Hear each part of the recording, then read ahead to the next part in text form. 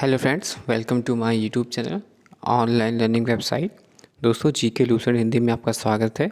आज हम लोग बात करेंगे भारतीय अर्थव्यवस्था के बारे में, इकोनॉमिक्स एंड इकोनॉमी। तो दोस्तों, अर्थशास्त्र और अर्थव्यवस्था या इकोनॉमिक्स और इकोनॉमी। अर्थशास्त्र मानव की आर्थिक गतिविधियों का अध्ययन कराता है।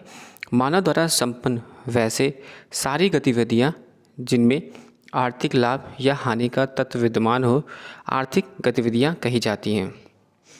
अर्थव्यवस्था एक अधूरा शब्द है अगर इसके पूर्वी किसी देश या किसी क्षेत्र विशेष का नाम ना जोड़ा जाए। वास्तव में जब हम किसी देश को उसकी समस्त आर्थिक क्रियाओं के संदर्भ में परिभाषित करते हैं तो उसे अर्थव्यवस्था कहते हैं। आर्थिक क्रिया देश के व्यापारिक क्षेत्र, घरेलू क्षेत्र तथा सरकार द्वारा दुर्लभ संसाधनों के प्रयोग, वस्तुओं तथा सेवाओं के उपभोग, उत्पादन तथा वितरण से संबंधित है।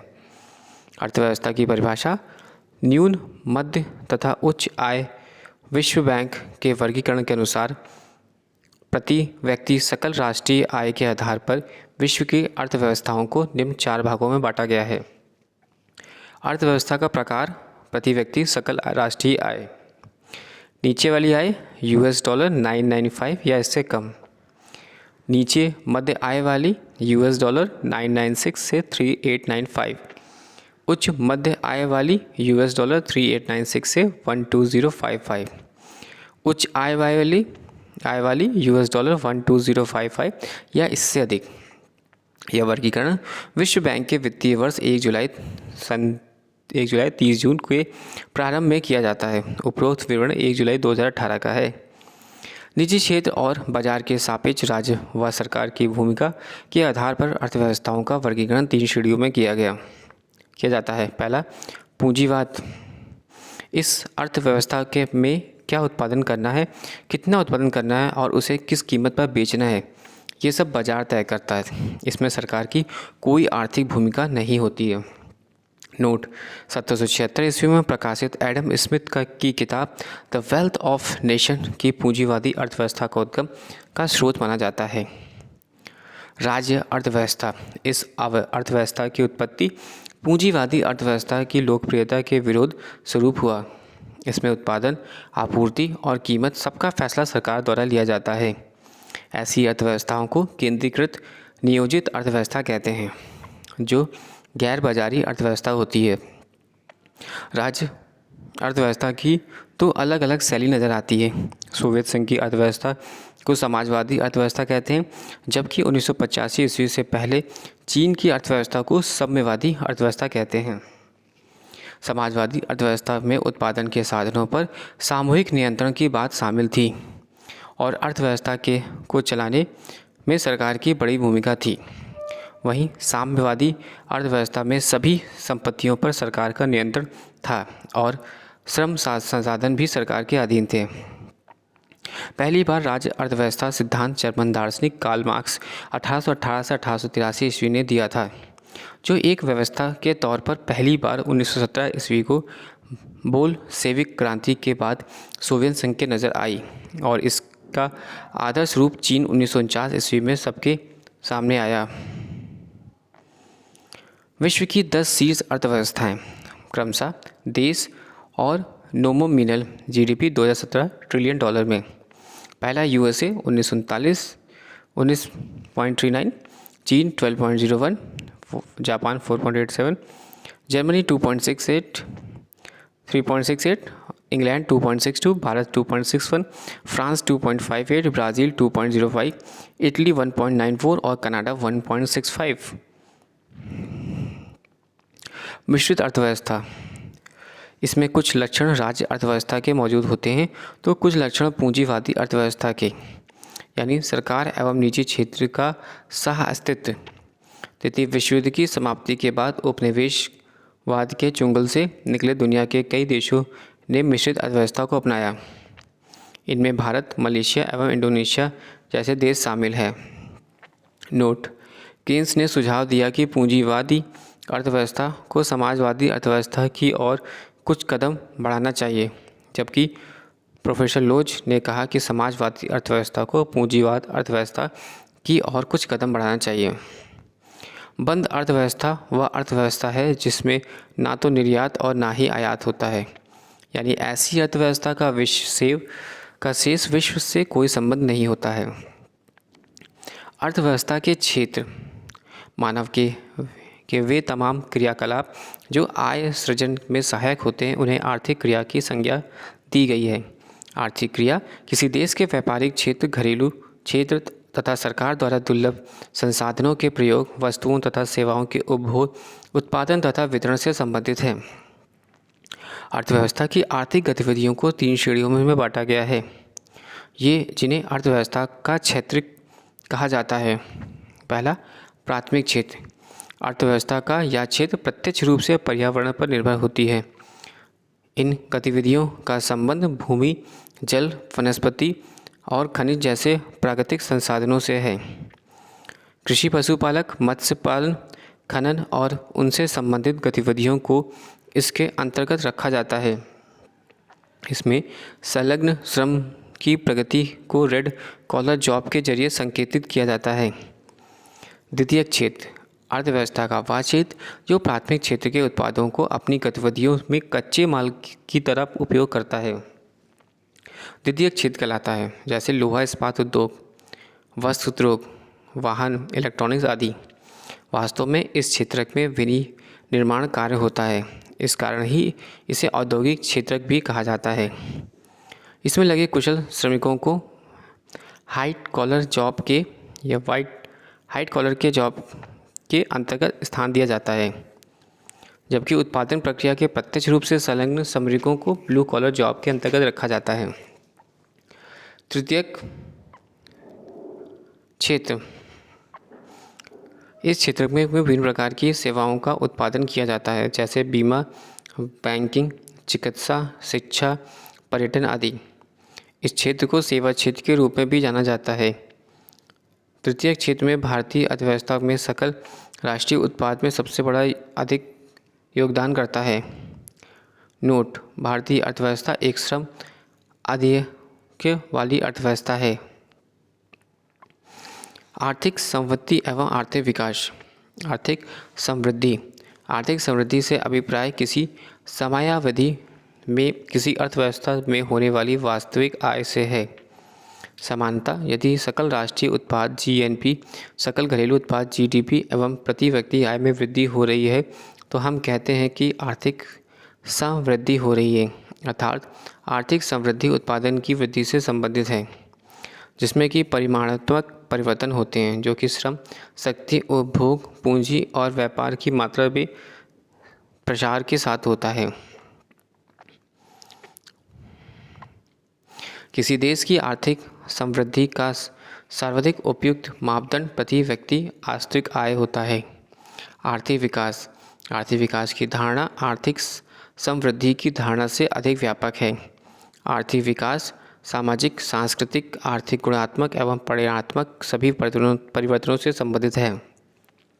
आर्थिक विकास तभी कहा जाएगा जब जीवन की गुणवत्ता में सुधार हो।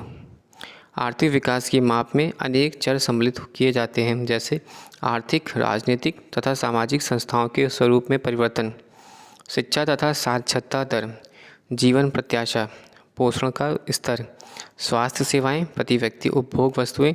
अतः आर्थिक विकास मूलतः मानव विकास ही है। भारतीय मूल के नोबेल पुरस्कार विजेता अर्थशास्त्री प्रोफेसर अमित सेन ने आर्थिक विकास को आधिकारिकता तथा क्षमता के विस्तार के रूप में परिभाषित किया है, जिसका तात्पर्य जीवन, पोषण, आत्म सम्मान तथा स्वतंत्रता है। महबूब उल हक ने आर्थिक विकास को गरीबी के विरुद्ध लड़ाई के रूप में परिभाषित किया, चाहे वो गरीबी किसी भी रूप में हो।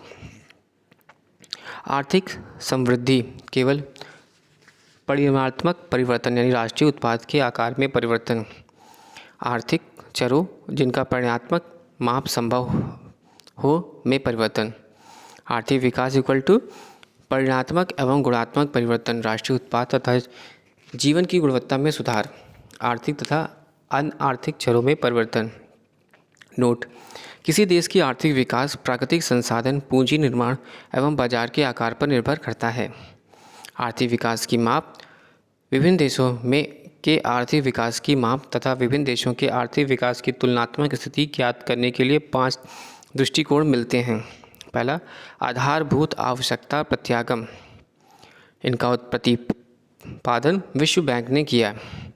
जीवन की भौतिक गुणवत्ता निर्देशांक प्रत्यागम इसका प्रतिपादन मॉरिस ने ओवरसीज डेवलपमेंट काउंसिल के कहने पर किया। इस विधि में किसी भी देश के रहन सहन के स्तर यानी आर्थिक विकास की तुलना के लिए 3 आंकड़ों शिशु मृत्यु दर यानी इन्फेंट मोर्टेलिटी रेट, वयस्क साक्षरता दर यानी अडल्ट लिटरेसी रेट एवं 1 वर्ष आयु का जीवन प्रत्याशा यानी life expectancy rate of age at age 1 के औसत मान का उपयोग किया जाता है। 0 से 100 के पैमाने पर जीवन की भौतिक गुणवत्ता निर्देशांक प्रत्यागम यानी physical quality of life index PQLI का अधिकतम मूल्य 100 तथा न्यूनतम मूल्य 1 होगा। 100 की ओर बढ़ना उत्तम स्थिति का और 1 की ओर बढ़ना खराब स्थिति का पर्यायवाचक रहता है। क्रय शक्ति समता विधि। इस विधि का सबसे पहला प्रयोग सन 1993 ईस्वी में अंतर्राष्ट्रीय मुद्रा कोष ने किया और आजकल विश्व बैंक इसी विधि का प्रयोग विभिन्न देशों के रहन सहन के स्तर की तुलना के लिए कर रहा है। नोट: विश्व विकास रिपोर्ट 2014 के अनुसार 2012 ईस्वी में क्रय शक्ति क्षमता यानी परचेसिंग पावर ऑफ पार्शियलिटी की दृष्टि से भारतीय अर्थव्यवस्था विश्व की तीसरी सबसे बड़ी अर्थव्यवस्था है। निवल आर्थिक कल्याण। निवल आर्थिक कल्याण इक्वल टू सकल राष्ट्रीय उत्पाद माइनस ब्रैकेट में उत्पादन की छिपी लागत तथा आधुनिक नगरीकरण की हानियाँ प्लस अवकाश तथा गृहिणियों की सेवाएं।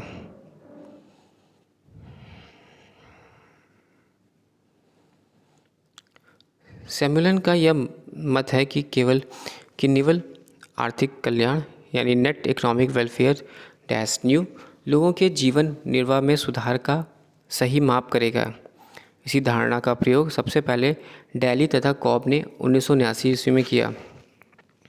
जीवन की गुणवत्ता में सुधार आर्थिक विकास का मापक की माप के लिए विलियम नोरदास तथा जेम्स टोबिन ने measure of economic welfare MEW की धारणा विकसित की, जिसे बाद में सिमुलेशन ने संशोधित कर नेट इकोनॉमिक वेलफेयर न्यू कहा गया।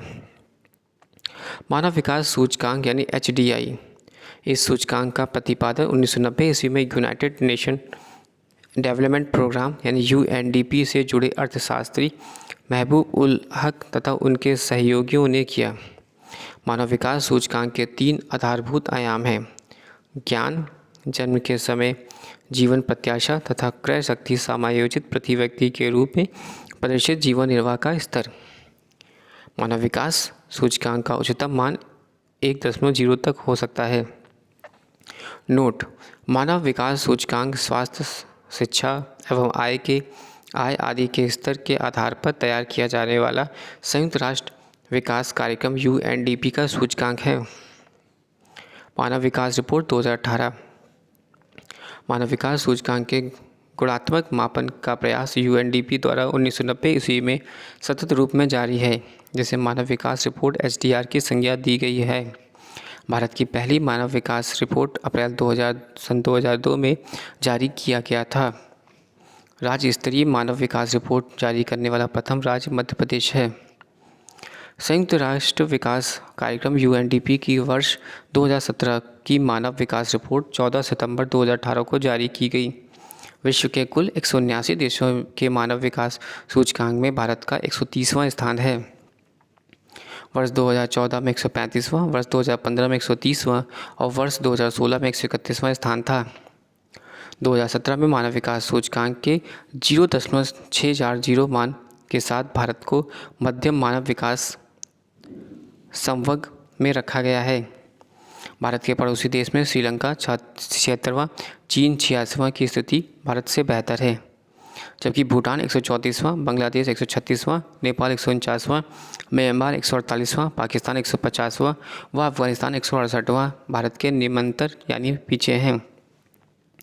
179 देशों की मानव विकास सूचकांक की सूची में नॉर्वे को सर्वोच्च स्थान प्राप्त है, जबकि नाइजर और इसके निचले पायदान पर है प्रदान किया गया है, जबकि नाइजर सबसे निचले पायदान पर है।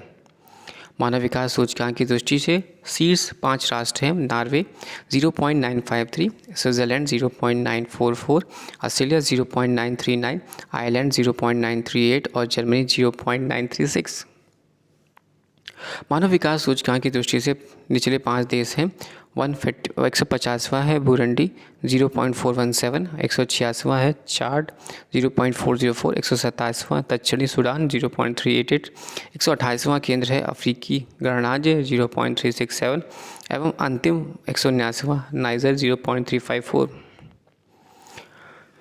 नोट: मानव विकास सूचकांक 2018 की सूची में यूएसए 0.924 13वें स्थान पर, यूके 0.922 14वें स्थान पर तथा जापान 0.909 19वें स्थान पर है। क्रमशः मानव विकास सूचकांक मानव विकास के मामले में देशों की स्थिति: पहला 0 से 550 से कम, 0 से 550 से कम निम्न मानव विकास वाले देश, 550 से 700 से कम मध्यम मानव विकास वाले देश, फिर 0.70 से 0.800 से कम उच्च मानव विकास वाले देश और 0.80 से -1, 0.800 से 1 बहुत उच्च मानव विकास वाले देश। मानव विकास रिपोर्ट 2018 के आंकड़ों के अनुसार 59 देशों को आध्यात्मिक उच्च मानव विकास समूह में, 53 देशों को उच्च मानव विकास समूह में और 39 देशों को मध्यम विकास समूह में तथा केवल 38 देशों को निम्नतम मानव विकास समूह में वर्गीकृत किया गया है। यूएनडीपी की मानव विकास रिपोर्ट में विभिन्न देशों की तुलना मानव विकास सूचकांक के साथ साथ जेंडर इनइक्वालिटी इंडेक्स यानी GII व बहुआयामी गरीबी निर्देशांक MPI के आधार पर की जाती है। नोट: जेंडर इनइक्वालिटी इंडेक्स के आकलन से मातृ मृत्यु दर व किशोर मृत्यु दर, महिला सशक्तिकरण ब्रैकेट में संसदीय सीटों के महिलाओं के प्रतिशत, माध्यमिक शिक्षा की सहभागिता ब्रैकेट क्लोज एवं आर्थिक गतिविधियों को समाहित किया जाता है। लिंग मूलक असमानता सूचकांक GII 2017 में भारत का 160वां देशों में 127वां स्थान दिया गया, जबकि पड़ोसी देशों में चीन को 36वां और म्यांमार को 166वां, श्रीलंका को 80वां और बांग्लादेश को 134वां और पाकिस्तान को 133वां स्थान दिया है। मानव विकास रिपोर्ट 2010 में विकसित बहुआयामी गरीबी निर्देशांक MPI की धारणा उपलब्धता प्रज्ञात्मक पर आधारित है। यह गरीबी की माप का अधिक व्यापक दृष्टिकोण है। यह उन्हीं 3 आयामों तथा यथा स्वास्थ्य, शिक्षा एवं जीवन निर्वाह का स्तर पर आधारित है जो मानव विकास सूचकांक SDI में लिए गए हैं। खुशहाली मनुष्य मात्र की आकांक्षा है जो कि सामाजिक प्रगति का पैमाना बन सकता है। दुनिया भर के देशों के लोग खुश हैं कि नहीं, इसकी सही माप की कुंजी खुशहाली शब्द के अर्थ में ही निहित है। खुशहाली की माप के लिए संयुक्त राष्ट्र संघ का एक निकाय सस्टेनेबल डेवलपमेंट सॉल्यूशन नेटवर्क ने 2012 ईस्वी में विश्व खुशहाली रिपोर्ट का प्रकाशन शुरू किया। इस रिपोर्ट में राष्ट्रों की खुशहाली की माप की जाती है, जिसका मूल उद्देश्य है राष्ट्रों को लोक नीति का पथ प्रदर्शन करना। खुशहाली के माप के लिए निम्न 6 कारकों के आधार पर की जाती है। पहला, प्रति व्यक्ति GDP यानी क्रय शक्ति तुल्यता के आधार पर, सामाजिक सहयोग पर, स्वस्थ जीवन प्रत्याशा, जीवन विकल्पों के चयन की स्वतंत्रता, उदारता और भ्रष्टाचार का विरोध। विश्व खुशहाली रिपोर्ट 2018 14 मार्च सन 2018 को संयुक्त राष्ट्र महासभा के नेतृत्व में संयुक्त राष्ट्र निर्वाहिनी विकास समाधान नेटवर्क UNSTSN द्वारा 6वीं विश्व खुशहाली रिपोर्ट 2018 में जारी किया गया। विश्व खुशहाली रिपोर्ट 2018 की इस सूची में 156वां सदस्य देशों को शामिल किया गया, जिसमें फिनलैंड विश्व का सबसे खुशहाल एवं बुरुंडी सबसे कम खुशहाल देश है। इस सूची में प्रथम 5 स्थान पर आने वाले खुशहाल देश हैं फिनलैंड, नॉर्वे, डेनमार्क, आयरलैंड और स्विट्जरलैंड। इस सूची में भारत 133वें स्थान पर है, जबकि गत वर्ष 2017 में भारत इस सूची में 122वें स्थान पर था। भारत के पड़ोसी देशों का रैंक है पाकिस्तान का 75वां, भूटान का 97वां, नेपाल का 101वां देश और बांग्लादेश 115वां पर और श्रीलंका 116वें। इस सूची में विश्व के प्रमुख विकसित देशों की रैंक है जर्मनी 15वीं, अमेरिका 18वीं, यूनाइटेड किंगडम 19वां, फ्रांस 23वां, सिंगापुर 34वां और जापान 54वां।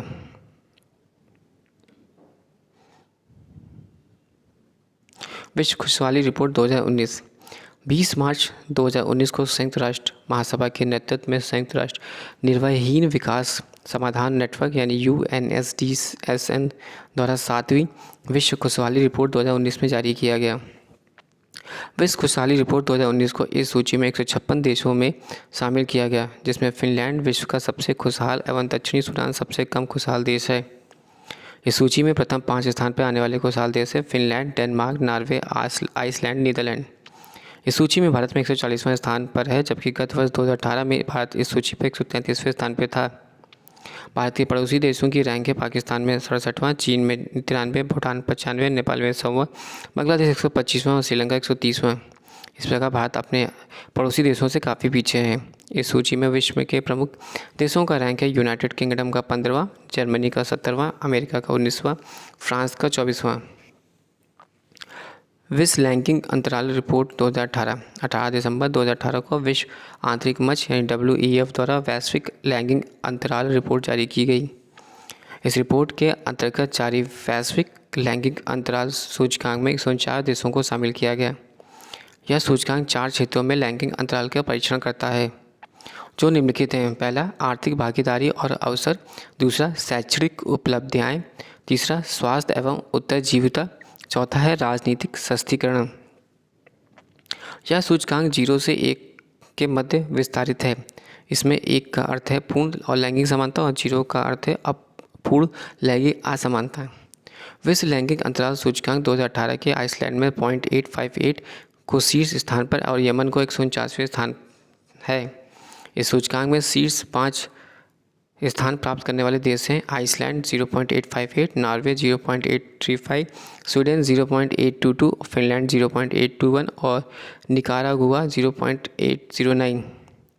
इस सूची में निचले क्रम के 5 देश हैं यमन 149वां स्थान, पाकिस्तान 148वां, इराक 147वां, सीरिया 146वां और चाड 145वां स्थान। इस सूचकांक में भारत का 108वां स्थान 0.665 प्राप्त हुआ है। सूचकांक के विभिन्न क्षेत्रों में भारत की स्थिति इस प्रकार की रही। आर्थिक भागीदारी एवं अवसर 142वां स्थान, शैक्षणिक उपलब्धियां 114वां स्थान, स्वास्थ्य एवं उत्तरजीविता 147वां स्थान, राजनीतिक सशक्तिकरण 19वां स्थान। इस सूचकांक में भारत के पड़ोसी देशों में बांग्लादेश 48वां, म्यांमार 28वां, श्रीलंका 100वां और नेपाल 105वां स्थान पर प्राप्त कर भारत में की स्थिति बेहतर स्थिति है। वहीं भूटान 122वां एवं पाकिस्तान 148वां स्थान पाकर भारत से पीछे हैं। इस सूचकांक में विश्व के कुछ अन्य विकसित देशों का क्रम फ्रांस 12वां, जर्मनी 14वां, यूनाइटेड किंगडम 15वां, कनाडा 16वां और स्विट्जरलैंड 20वां एवं USA 91वां है। दोस्तों, thanks for watching and sharing.